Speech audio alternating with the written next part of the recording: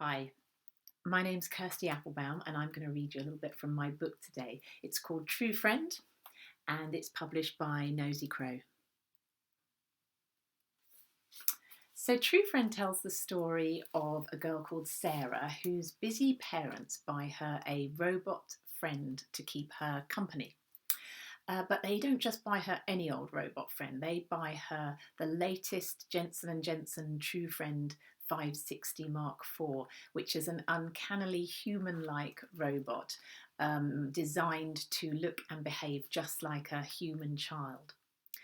But Sarah is not all that happy about it because what she really wanted was a dog. Now, the other thing I want to tell you about TrooFriend before I start reading is that the whole book is narrated from the point of view of the robot, who is called Ivy, rather than from Sarah herself.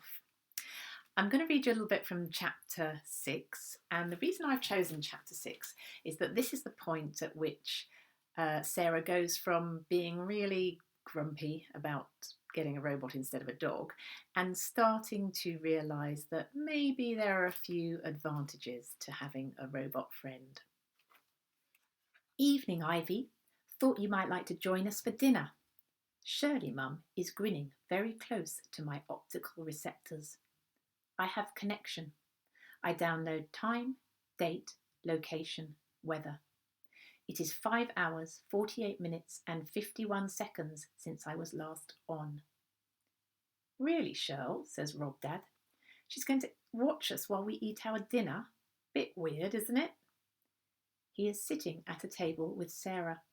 He is holding a fork halfway between the table and his mouth. She's supposed to become part of the family, Rob, says Shirley Mum. Good Monday 8th June evening. It is rather drizzly for 6:12 p.m. in Brylington. Rob Dad, there is no need for concern. I understand it is necessary for humans to refuel at regular intervals. Rob Dad! She called you Rob Dad. I'm Shirley Mum, says Shirley Mum.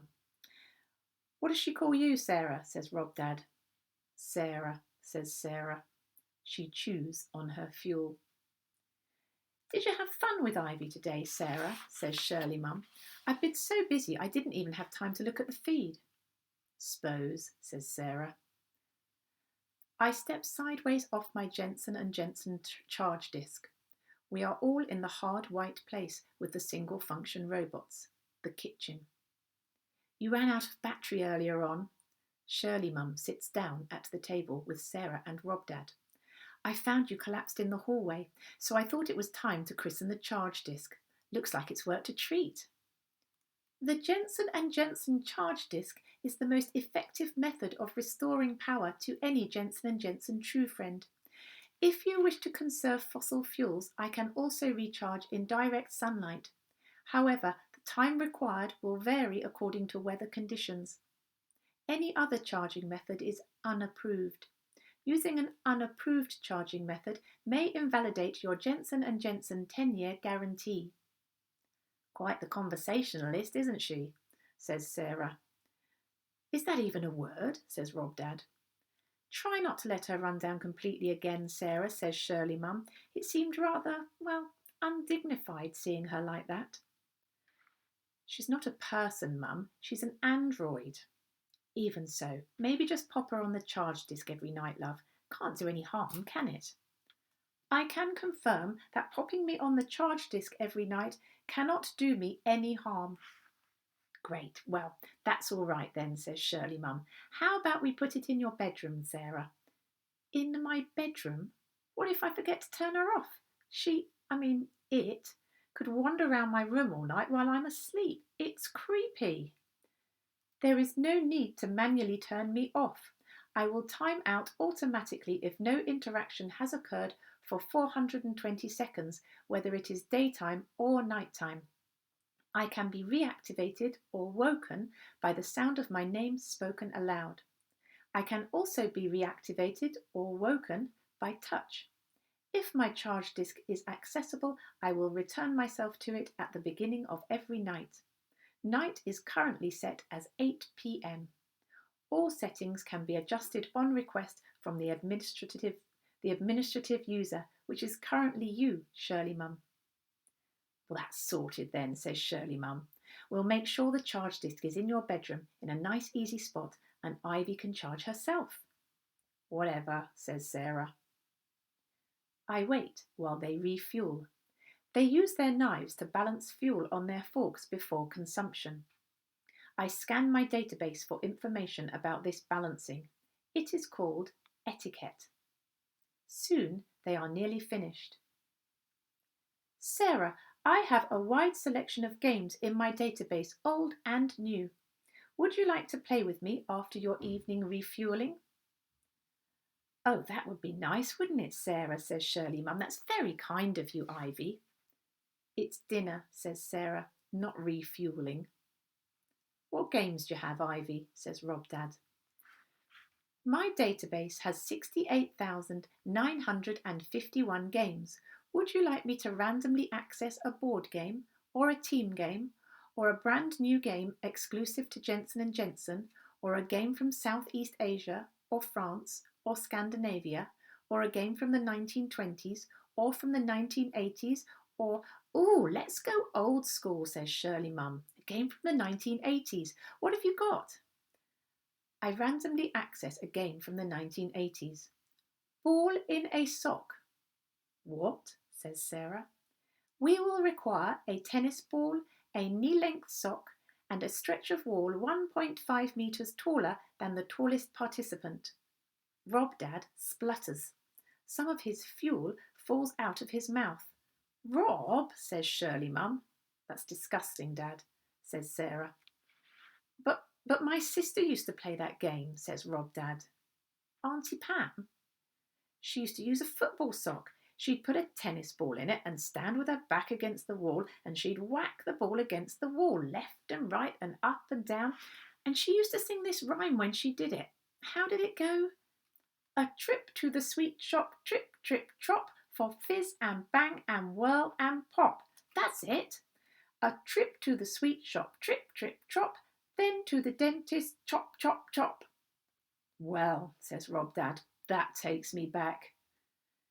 Did Pammy really do that, Rob? Says Shirley Mum. It seems very strange. I mean, apart from anything else, dentists don't really chop, do they? Sarah has an expression on her face which is unfamiliar to me. I scan my database. Disbelief. Okay, so right now, she says, I am thanking my lucky stars I wasn't a kid in the 1980s. How dull did life get for you to start thinking a ball in a sock was fun? What else have you got from the 80s, Ivy, says Rob Dad. Any music? I have a large database of all genres of melodic entertainment. A random selection from the 1980s includes Culture Club, Adam and the Ants, Renee and Renata, the Goombay Dance Band. The Goombay Dance Band? Rob Dad does a toothy smile, a grin. I have to say, you're growing on me, Ivy. He looks over at Sarah, closes one eye and opens it up again very quickly. A wink. Get it? He says. Sarah does an arc with her Hazel 102s. You finished eating, says Rob Dad. Come on, let's get the charge disk set up in your room. Like Mum said, it can't do any harm. Is this your room, Sarah? My thoracic cavity is behaving unpredictably once again. I send an instant error report to Jensen & Jensen. Yeah, says Sarah. The walls are white. The bed is white. The shelves are white. There is a seat made of white material that has been manufactured to resemble the fur of the Ursus maritimus or polar bear, but which is in fact 100% acrylic.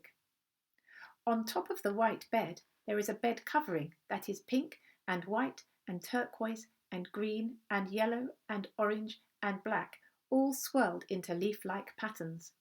Paisley. Hanging from the ceiling, there is a covering for the light bulb. It consists of 98 pieces of synthetic turquoise polymer, but they have been shaped to look like floating turquoise shells. It is a very attractive room. It's a very untidy room, says Rob Dad, pushing a number of things to one side in order to make a space on the white carpet. The white carpet covers the whole floor from wall to wall. 16.3% of the carpet is visible. 83.7% of the carpet has things on it. Paper things, soft things, wooden things, sparkly things, colourful things. Many, many things. Sarah, are these your belongings? Yes, and she has too many belongings, says Rob Dad. Dad? Seriously, no one needs this much stuff. When I was your age, all I had was, I know, a piece of coal and a rusty nail, says Sarah.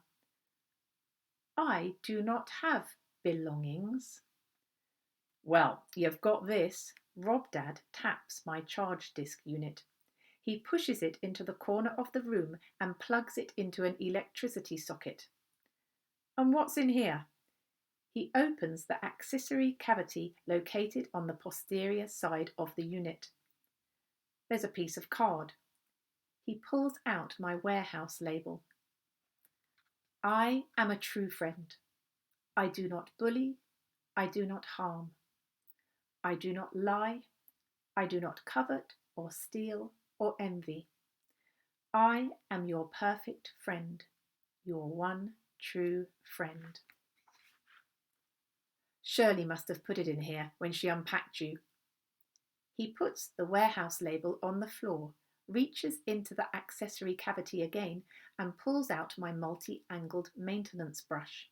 Ah, cleaning brushes. Do we have to clean you then, Ivy? It is not necessary for the owner to perform maintenance tasks. My default settings ensure that once every 6 months I will perform a full self-clean and service.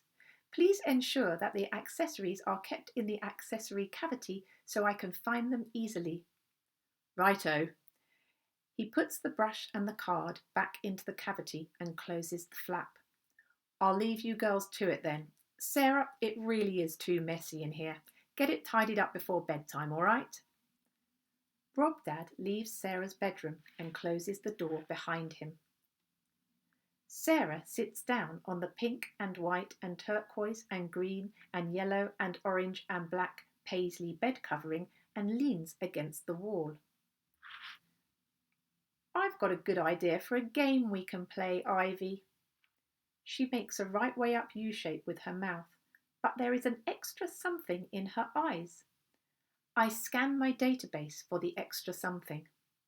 Mischievousness. First, she says, we'll play a game called Picking the Clothes Up Off the Floor. This is what happens. I sit on the bed and you have to do everything I say. So that's from chapter 6 of my book, TrooFriend. So it's by me, Kirsty Applebaum, and it's published by Nosy Crow. It's been lovely spending time with you. See you again. Bye.